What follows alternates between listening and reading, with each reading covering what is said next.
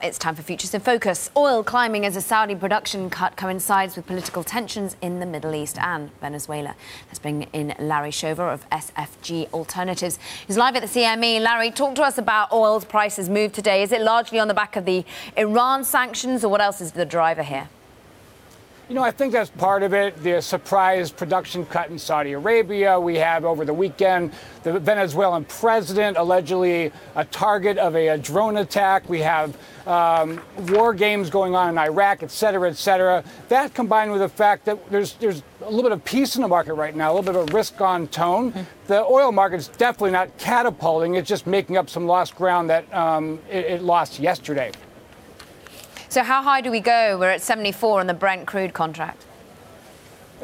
I'm hoping it doesn't go much higher, and I've been bearish on the contract for a while, and I do believe a lot of it, the civil strife, the geopolitics definitely influencing the price. But long term, I just cannot imagine, I can't think that global demand growth will remain at 1.5%. I mean, 10-year average is closer to 1%. That in mind, I just think that we're going to see a lower price by the end of the year.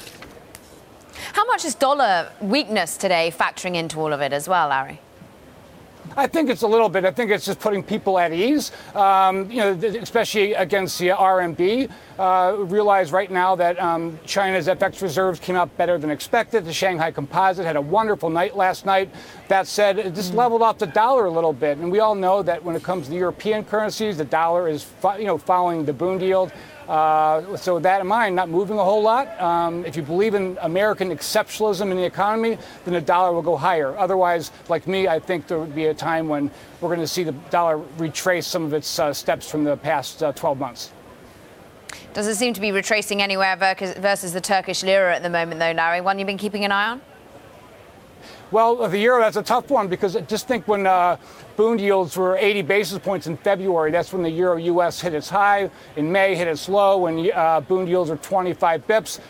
So right now, it's all about where you think the Bund yield's going to be. And at 40 basis points, I think we're right where we're supposed to be.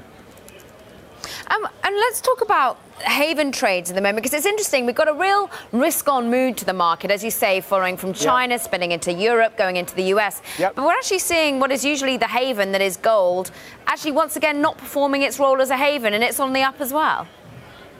Yeah, I think gold is historically a safe haven. We definitely are in a crisis, but I think this is the wrong type of crisis for gold to do well. I mean, what I mean by that, in a trade war, tends to affect the supply side of an economy. So we're going to have a situation where, the Fed won't change their rate projections. I mean, just look at the Bank of England. They raise rates even with Brexit, and it's a much bigger deal than these trade wars that are going on.